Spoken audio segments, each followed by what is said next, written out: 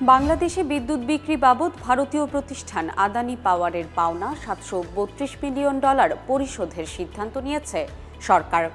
সম্প্রতি রাষ্ট্রায়ত্ত কৃষি ব্যাংকের মাধ্যমে এ অর্থ পরিশোধের অনুমোদন দিয়েছে বাংলাদেশ ব্যাংক। এরই মধ্যে চলতি সপ্তাহে $30 মিলিয়ন পেয়েছে আদানি পাওয়ার। এখন থেকে আদানি পাওয়ারকে প্রতি মাসে $100 মিলিয়ন বেশি পরিশোধের চেষ্টা করা হবে বলে জানিয়েছেন বাংলাদেশ বিদ্যুৎ উন্নয়ন বোর্ডের কর্মকর্তারা।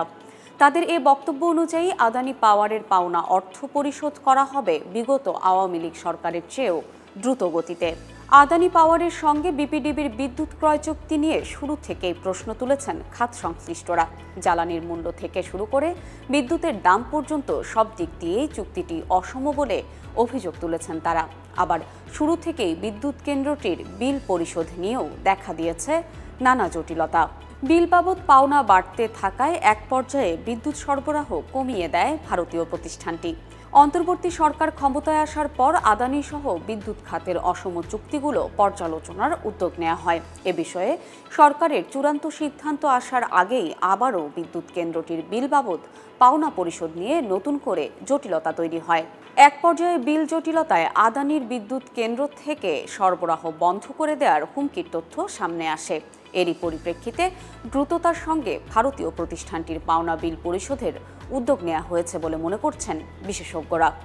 বিদ্যুৎ বিভাগ ও বিপিডিবির সূত্রে জানা গেছে, আওয়ামী লীগ আমলে বিদ্যুৎ কেনা বাবদ আদানিকে প্রতি মাসে $20 থেকে $25 মিলিয়ন পরিশোধ করা হতো। চলতি সপ্তাহে $30 মিলিয়ন পরিশোধ করা হয়েছে। সামনের সপ্তাহে আরও পরিশোধ করা হবে। এভাবে প্রতি মাসে অন্তত $100 মিলিয়ন পরিশোধের লক্ষ্য ধরা হয়েছে। বিষয়টিকে ইতিবাচকভাবে দেখছে আদানি পাওয়ারও। বাংলাদেশ ব্যাংকও আদানির বকেয়া পরিশোধে চলতি বছরের মার্চ থেকে অক্টোবর পর্যন্ত বকেয়া পরিশোধ এবং এখন থেকে 2025 সালের অক্টোবর পর্যন্ত কেনা বিদ্যুতের আর্থিক গ্যারান্টি দিয়েছে। তবে বিষয়টি অনেক ক্ষেত্রে ডলারের প্রাপ্যতার ওপর নির্ভর করবে বলে জানিয়েছেন বিপিডিবির শীর্ষ কর্মকর্তারা। সংস্থাটির চেয়ারম্যান প্রকৌশলী মোহাম্মদ রেজাউল করিম বণিকবার তাকে বলেন, কৃষি ব্যাংকের মাধ্যমে আদানির বিদ্যুৎ বিল পরিশোধ করা হবে, কারণ সেখানে ডলার সংকট কম। তবে $732 মিলিয়ন যে একেবারে দ্রুতই পরিশোধ করা হয়ে যাবে বিষয়টি এমনও নয়। সেই সক্ষমতা বিপিডিবির নেই। প্রতি মাসে বিদ্যুৎ সরবরাহ বাবদ আদানির যে বিল হবে তা থেকে আমরা বাড়িয়ে বকেয়া পরিশোধ করব। দেশীয় বিদ্যুৎ কেন্দ্রগুলোর বকেয়া পরিশোধের বিষয়টি জানতে চাইলে তিনি বলেন, সবগুলো বিদ্যুৎ কেন্দ্রের বকেয়া পরিশোধ নিয়ে আমরা চেষ্টা চালিয়ে যাচ্ছি।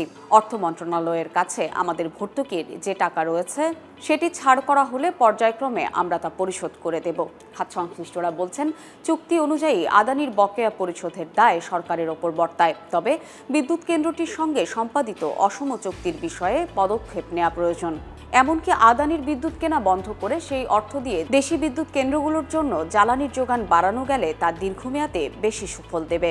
জ্বালানি বিশেষজ্ঞ অধ্যাপক ডক্টর শামসুল আলম বণিকবার তাকে বলেন, আদানির বিদ্যুৎ ক্রয় চুক্তিটি অসম।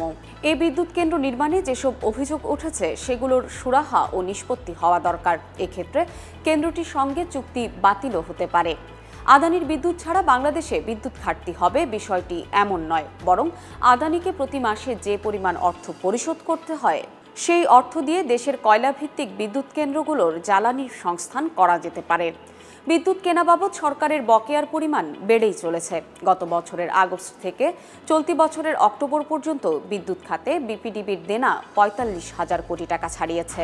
এর মধ্যে বড় একটি অংশ পাবে আদানি পাওয়ার। অব্যাহতভাবে বিদ্যুৎ কেন্দ্রগুলো উৎপাদনে রাখতে গিয়ে বকেয়া পরিশোধ ও জ্বালানি কেনার অর্থ সংস্থান করতে গিয়ে হিমশিম খাচ্ছে বিপিডিবি।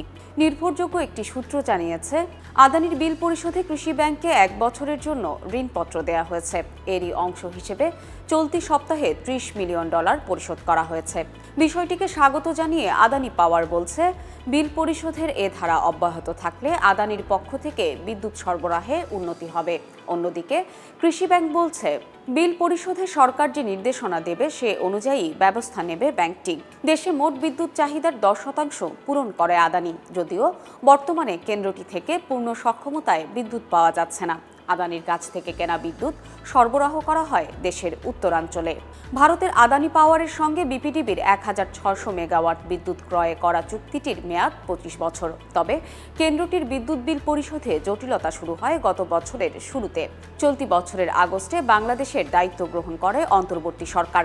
এরপর বিপিডিবির কাছে পাওনা পরিশোধের দাবি জানিয়ে সেপ্টেম্বরের প্রথম সপ্তাহে প্রধান উপদেষ্টা ডক্টর মোহাম্মদ ইউনূসের কাছে চিঠি দেন গৌতম আদানি। ওই চিঠিতে নিজ প্রতিষ্ঠানের পাওনা $৮০ কোটি পরিশোধের জন্য প্রধান উপদেষ্টার হস্তক্ষেপ চান আদানির কর্ণধার। তবে ৩০ অক্টোবরের মধ্যে কৃষি ব্যাংকের মাধ্যমে আদানি পাওয়ারকে $১৭০ মিলিয়ন পরিশোধের দাবি জানায় আদানি গ্রুপ। সেটি নিয়ে জটিলতা তৈরি হওয়ায় ৭ নভেম্বর থেকে বাংলাদেশে বিদ্যুৎ সরবরাহ পুরোপুরি বন্ধ করে দেওয়া হবে ভারতীয় গণমাধ্যমে এক খবর প্রকাশিত হয়। সংশ্লিষ্টরা বলছেন, ওই সময় থেকেই বিষয়টি নিয়ে তোড়জোড় শুরু করে বিদ্যুৎ বিভাগ ও অর্থ মন্ত্রণালয়। এদিকে ভারতের আদানি গ্রুপের সঙ্গে বিদ্যুৎ সরবরাহ সংক্রান্ত সব চুক্তি বাতিলের নির্দেশনা চেয়ে হাইকোর্টে রিট দায়ের করা হয়েছে। ১৩ নভেম্বর হাইকোর্টের সংশ্লিষ্ট শাখায় ব্যারিস্টার এম কাইয়ুম জনস্বার্থে এ রিট দায়ের করেন। এর আগে বিদ্যুৎ বিভাগে আদানির কেন্দ্র বাতিল চেয়ে চিঠি পাঠানো হয়। আবার জাতীয় রাজস্ব বোর্ডের পক্ষ থেকে জানানো হয়, আদানির বিদ্যুৎ আমদানিতে প্রায় $৪০ কোটি শুল্ক ফাঁকির প্রমাণ পেয়েছে সংস্থাটি। বহুল আলোচিত বিদ্যুৎ কেনার এ চুক্তির সময় সংশ্লিষ্ট সংস্থাকে পাশ কাটিয়ে শুল্ক ও কর অব্যাহতি দেওয়ার তথ্য উঠে এসেছে সংস্থাটির তদন্তে। একই সঙ্গে বাংলাদেশের অভ্যন্তরে বিদ্যুৎ প্রবেশ ও সঞ্চালনের সময় আদানির যথাযথ প্রক্রিয়া অনুসরণের অংশ হিসেবে কোনো বিল অব এন্ট্রি যেমন দাখিল করা হয়নি, তেমনি তা আইনি পন্থায় নিষ্পত্তি না করারও প্রমাণ মিলেছে। এমন প্রেক্ষাপটে কর ফাঁকির বিপুল এ অর্থ বিপিডিবির কাছ থেকে আদায়ের সুপারিশ করেছে এনবিআরের গঠিত এ কমিটি।